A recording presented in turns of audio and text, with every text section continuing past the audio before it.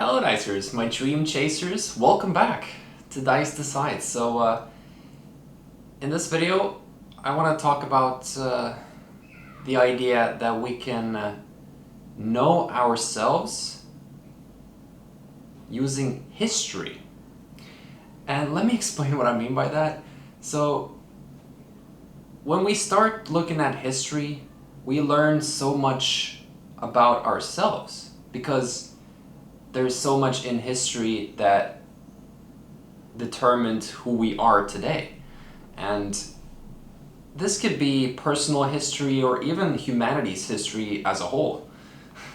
Dating back to the olden days, depends which area you're looking at. There's so much to history. So obviously I can't cover all of humanity's history. I'm not trying to. But just this concept that we can know ourselves through history. And yeah, it's been like interesting to explore this idea because I was curious where the oldest building in Paris is, and I found it. I actually went over there and alright, I'm standing by the oldest building in Paris. Look at it. It really stands out. Like, I was looking at the surroundings, and then I saw this, and I'm like, boom, whoa. That's old. This was built in 1407 by Nicholas Flamel, who was mentioned in Harry Potter. But apparently there's this legend that he discovered the secrets of the Philosopher's Stone and managed to turn lead into gold. It's just like, what? I didn't know about the legend. It's fascinating how exploring history can lead you to intriguing discoveries like that.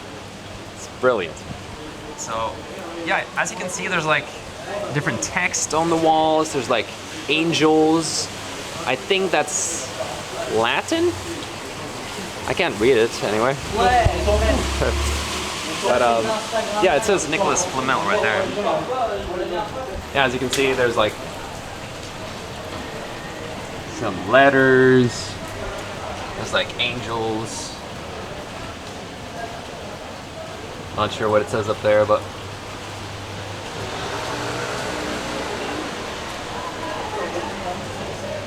yeah, this is cool. Like some kind of text.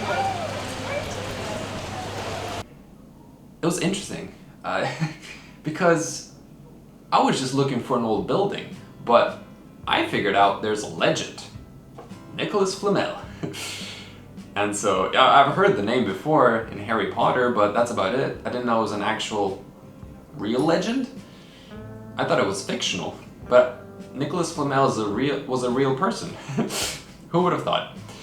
Anyway, so that taught me a little bit about myself, I suppose. And you might say, well, how did that teach you anything? Well, that's a good question. Well, it taught me that I am fond of gold. You could say it taught me that. As everyone is, it's just a human thing to like gold. Because it's just a mineral. Like, why do we like gold so much? But it dates back to like the oldest times. People have had this fascination for gold because it's so rare and it's actually useful for things. And, you know, it does teach you something to discover these old stories or legends, because they all come from people who were pursuing things that mattered, things that were fascinating for them at the time.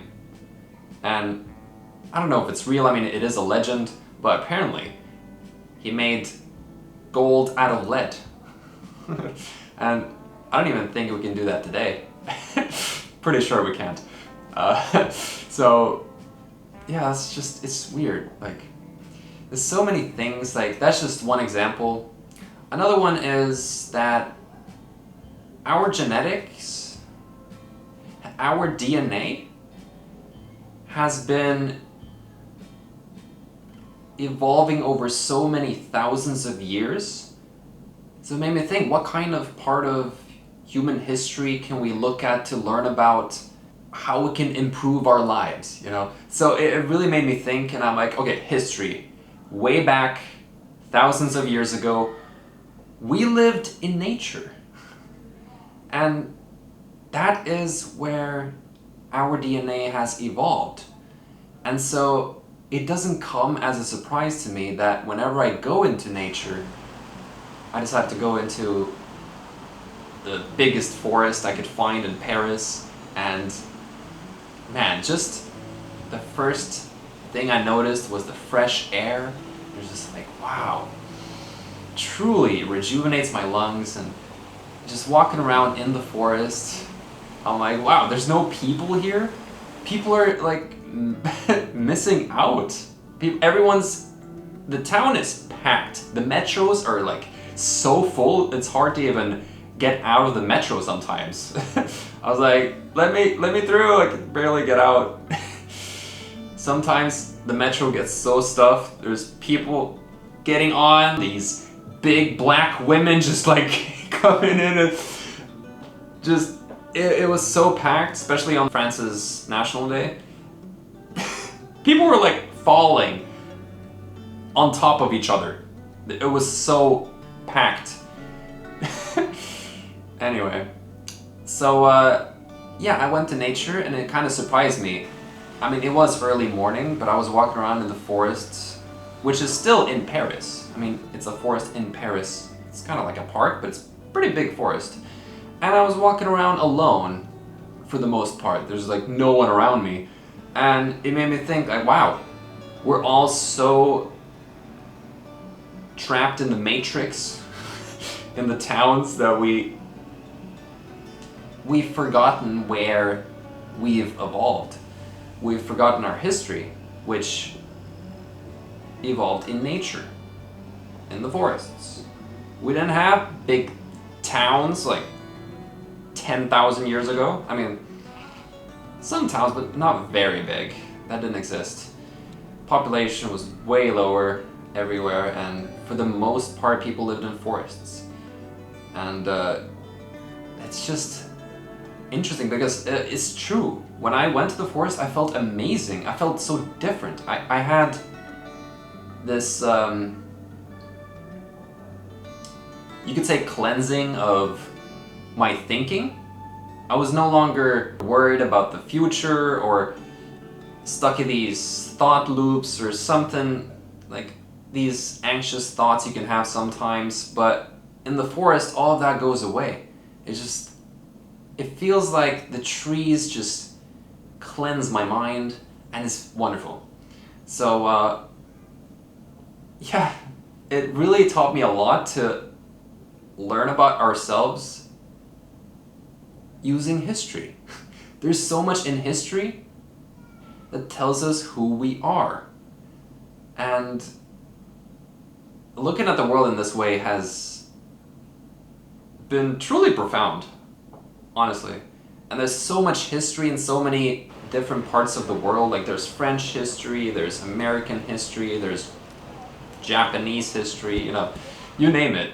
But trying to look at humanity's history as a whole can really teach you a lot of things about how we function, because these modern times, they're so recent. Our DNA has not been able to adapt to the quick changes, and it can negatively affect us, especially with phones and stuff.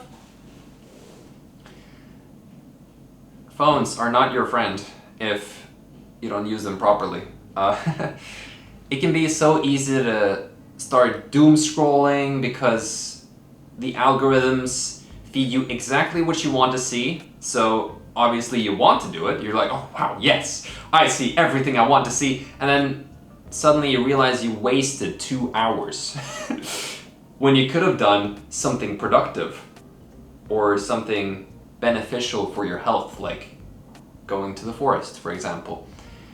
And yeah, so limiting your social media use has been